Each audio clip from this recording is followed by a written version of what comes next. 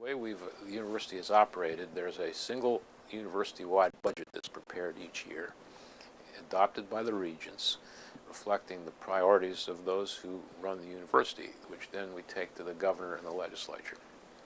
And then you have the issue periodically of either well-intentioned legislators or people out there in the university, faculty members or others, wanting to go freelance and seek funding for something that they want to do. And again, there's often a feeling that if they can get a feeling, they say, oh, and I don't intend for this to come out of the budget of the university.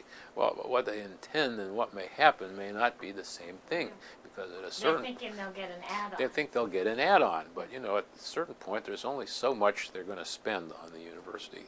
And so the question is going to be more, what will it be spent for, rather than will this be an additional expenditure?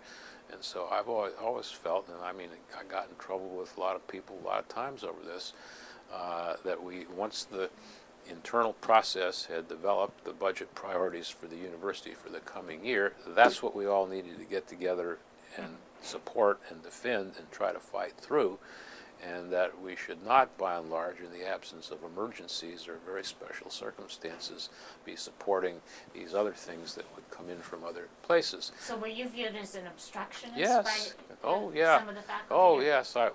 Yeah, occasionally, obstructionist, gatekeeper, pick your term.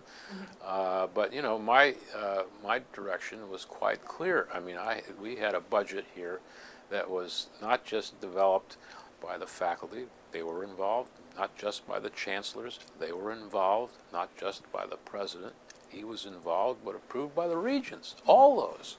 And that was the expenditure plan that reflected the priorities of the institution. And I always felt, and I think correctly, that my job and Larry Hirschman's job then was not to determine what was in that budget. Well, Larry's was, because he was the budget director. And certainly I felt that I could provide advice as to what ought to go into it. But once the people who have that responsibility had made that decision, that's our job, to get that through. And if you have other things coming in from the side that threaten to compete with that, that's not consistent with that. But how would you handle those situations? Is there an example? Oh, because you're not in any kind of line authority over these people. No, it's difficult. Well, I mean, at one point we had we had 3 or 4 of these things going on at once, and the president we talked to the president, and he was very unhappy about it, and made clear to a couple of chancellors that they needed to just call off the dogs in terms of a couple of efforts like that. But by and large, the chancellors have been very good about this, because they participate in developing these budgets. But you know, they're under stress all the time, because there's never enough money to fund everything that people on the campuses want.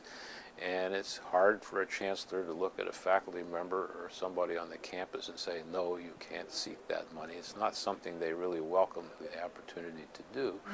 Nor did I welcome the opportunity to deal with this.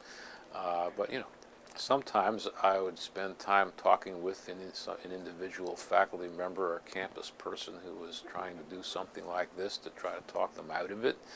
Sometimes I would talk with people here in Sacramento to try to discourage them from doing it. Sometimes we would turn to the campus in question, either to the chancellor or the executive vice chancellor, and say, look, this is coming from your campus. This is not consistent with our budget.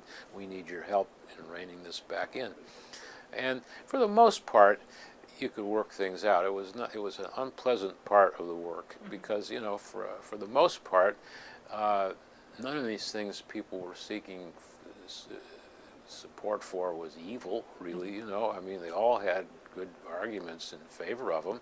It's just that the place to put those arguments is inside the university when the budget's being formed, not after it's been formed and brought here.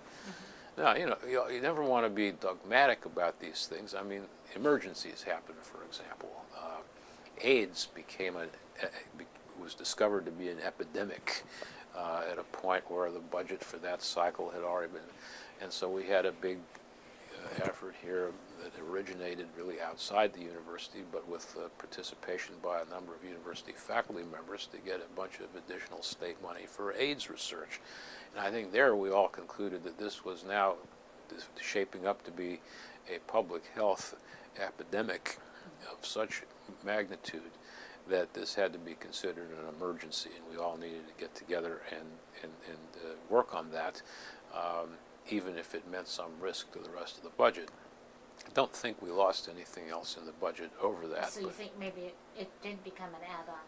I think that one did, yes, because there was just such a sudden and growing recognition of the dire nature of that problem.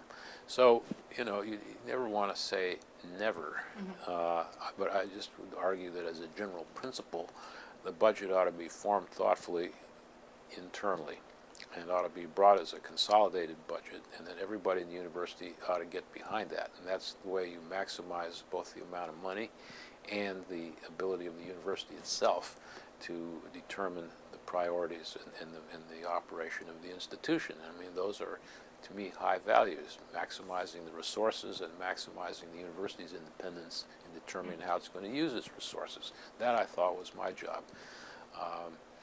But as I say, this is there's nothing scientific about this process here, and so there are always things that come up that you either can't control or that reflect some exceptional situation where you just need to make an exception to what otherwise would be a general rule, and I think you have to be open to that. But I just think it should be a fairly high bar Yeah. before Well, you that's accede to interesting, something 'cause like I that. think it's something not well understood, maybe. Oh, I don't think it's understood at all, and you get a lot of confusion as between the federal government and the state government. Because of the federal government, we don't get direct appropriations for the university at all. There is no single state budget priority. There's no single federal budget plan. It's individual researchers going around to agencies and seeking grants and earmarks and all that stuff. And for a lot of these people who have that kind of experience at the federal level, they don't realize that or understand why there's any difference between the federal and the state. They're just doing what they've learned to do.